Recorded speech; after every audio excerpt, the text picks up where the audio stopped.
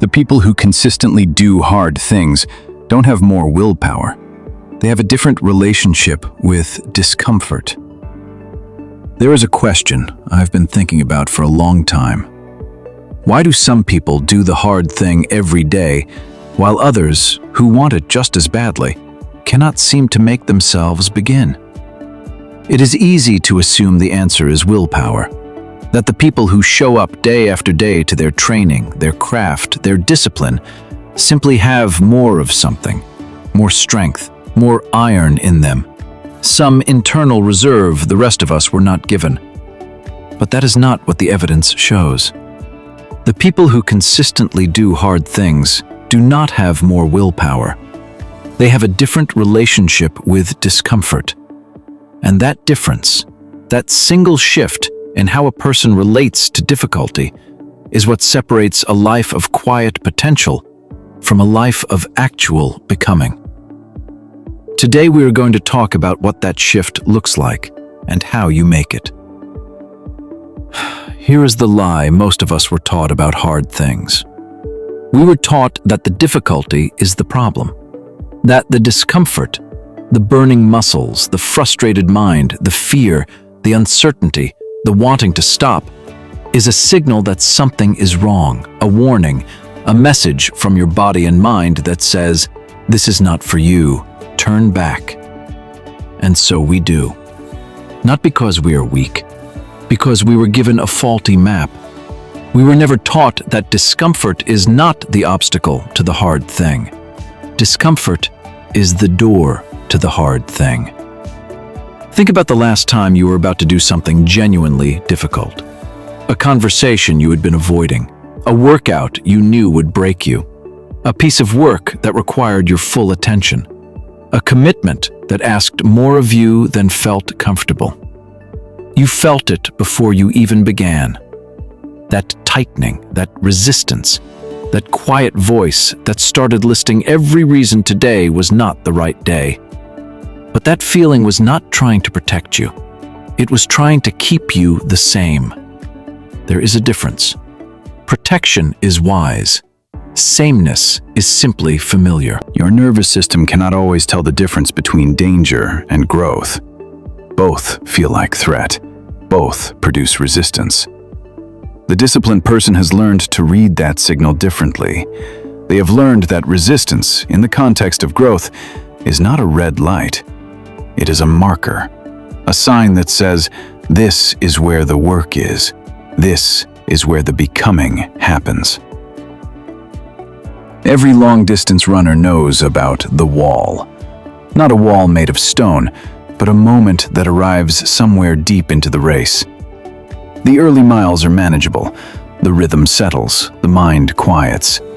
And then somewhere past the midpoint, when the finish is too far away to feel real, and the beginning is too far away to return to, the body begins to fail. Energy runs out. The legs grow heavy. The mind begins to negotiate. Just stop. Just for a moment.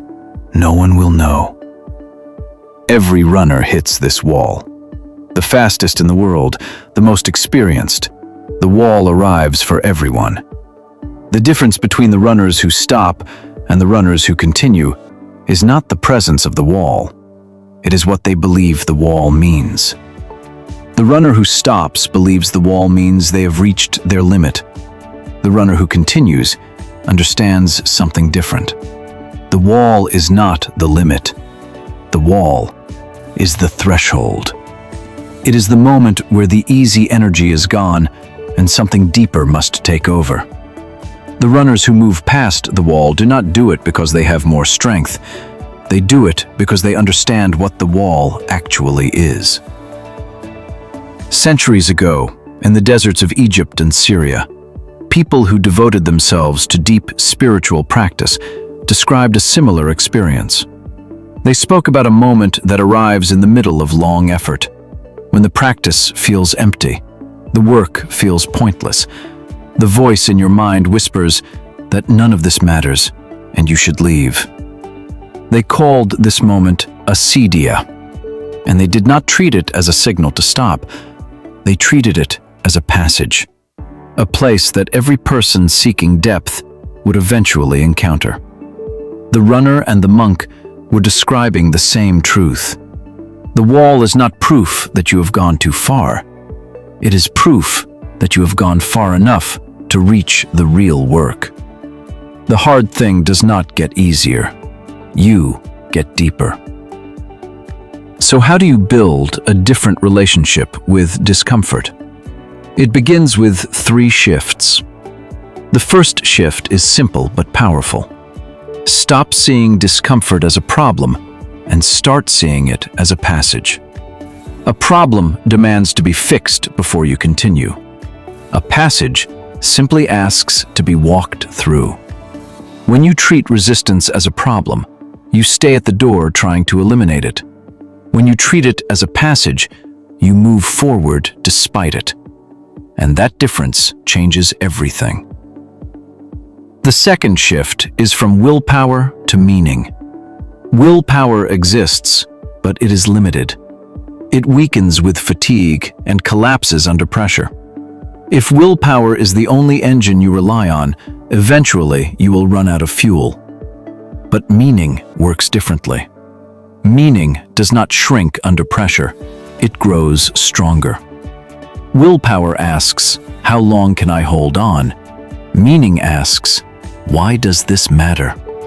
And a true why has depth that willpower alone cannot reach. When you know clearly why the hard thing matters, to the person you want to become and the life you want to build, the difficulty stops feeling pointless. The effort becomes part of the meaning itself. And suddenly the wall is no longer just suffering. It is the price of becoming someone new. The third shift is the most surprising. You stop merely tolerating difficulty and begin welcoming it. Not enjoying it, but recognizing it. The burning in the muscles is not destruction, it is adaptation. The resistance in your mind is not a signal to retreat, it is evidence that you are stepping beyond what is familiar. Difficulty, when it is connected to genuine purpose, is not something to escape, it is something to use. Every time you move through resistance instead of away from it, you are not just completing a task, you are changing who you are. The hard thing is not the enemy of the life you want. It is the material it is made from.